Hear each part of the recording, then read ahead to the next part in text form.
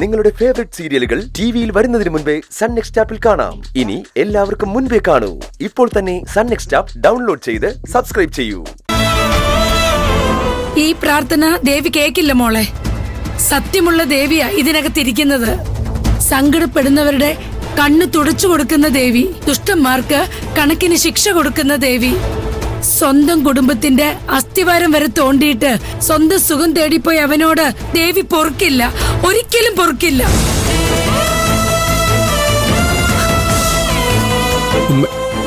ചേട്ടൻ ഒരു തെറ്റ് ചെയ്തു പോയി എന്നുവെച്ച് ചേട്ടൻ ചേട്ടനല്ലാതാവോ? ചേച്ചിയുടെ അനിയനല്ലാതാവോ? അമ്മയുടെയും അച്ഛന്റെയും മോനല്ലാതാവോ?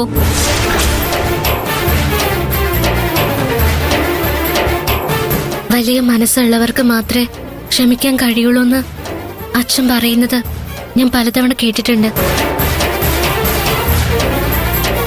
സ്വന്തം ചേട്ടനോട് ഞാൻ ക്ഷമിച്ചില്ലെങ്കിൽ, സ്വന്തം മോനോട് അച്ഛനും അമ്മയും ക്ഷമിച്ചില്ലെങ്കിൽ നമ്മുടെ മനസ്സ് ചെറുതാണെന്നല്ല അർത്ഥം.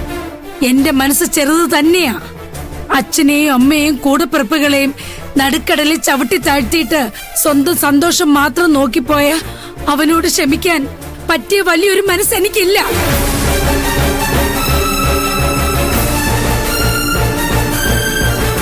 അവന്റെ മുഖം പോലും എന്റെ മനസ്സിൽ നിന്ന് മാഞ്ഞുപോയി. എനിക്ക് അങ്ങനെ ഒരു മകനില്ല.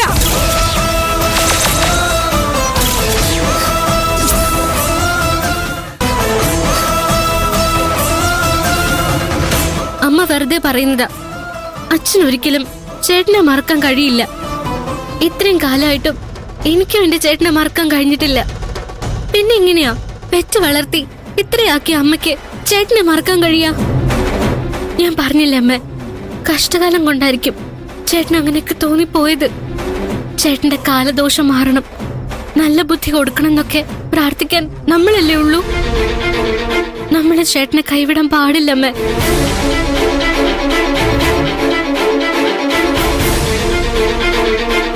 മോളെ പാറു, വലിയ മനസ്സുള്ളവർക്ക് ക്ഷമിക്കാൻ കഴിയുള്ളെന്ന് ഞാൻ പറഞ്ഞിട്ടുണ്ട്. സത്യം തന്നെ. പക്ഷേ അടച്ചുറപ്പുള്ള വീട്ടിൽ കിടന്നുറങ്ങിയ അച്ഛനെയും അമ്മയും 2 പെൺകുട്ടികളെയും തെരുവിലേക്ക് വലിച്ചെറിഞ്ഞ അവനോട് ഞാൻ ക്ഷമിക്കണോ? ക്ഷമിക്കാൻ എനിക്ക് കഴിയുമോ? മോള് പറ. ലക്ഷ്മി പാവം, നല്ലൊരു ജീവിതം അവള് സ്വപ്നം കണ്ടിട്ടുണ്ടാവില്ലേ? നല്ലൊരു ബന്ധവത്ത് വന്നു.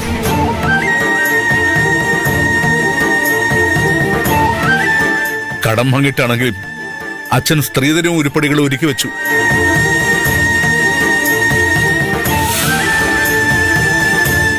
ഒരു തടസ്സവും വരാത്തതിൽ സകല ദൈവങ്ങളോടും എന്റെ മോളും നന്ദി പറഞ്ഞിട്ടുണ്ടാവില്ലേ?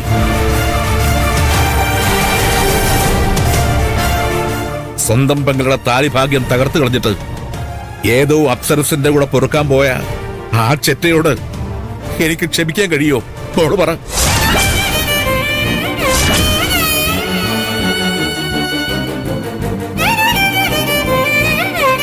കാലദോഷമായിരുന്നില്ല അവന്. അച്ഛനും അമ്മയും അവനെ ശാസിക്കാതെയും ശിക്ഷിക്കാതെയും വളർത്തി. അതിന്റെ ദോഷമായിരുന്നു അവന്.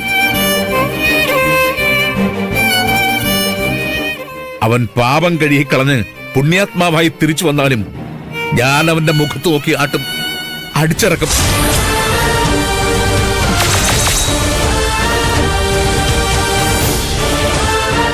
എന്റെ തീരുമാനം അത് തന്നെയാ.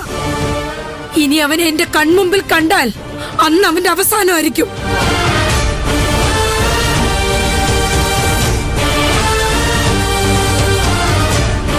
പാർവതി, ഇതൊന്നും കേട്ട് നീ വിഷമിക്കണ്ട. നിന്റെ മനസ്സിൽ എന്തു തോന്നുന്നോ നീ അത് ചെയ്യുക. ദ്രോഹം ചെയ്ത കൂടപ്പുറപ്പിനു വേണ്ടിയും പ്രാർത്ഥിക്കൂന്നല്ലേ പറഞ്ഞത്? അയാളെ ശപിക്കൂന്നല്ലല്ലോ. നല്ല പ്രാർത്ഥനകളൊന്നും ദേവി തട്ടിക്കളയില്ല. കൈ നീട്ടിക്കൊള്ളൂ.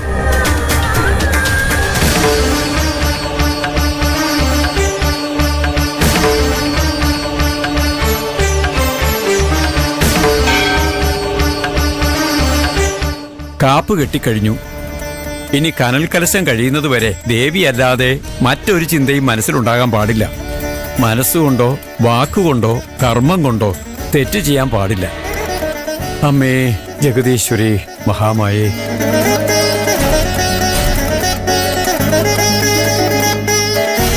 ദേവി, ദേവി, പ്രിയൻചേട്ടൻ ഗന്ധർവനെ കുറിച്ച് പറയാൻ തുടങ്ങിയതും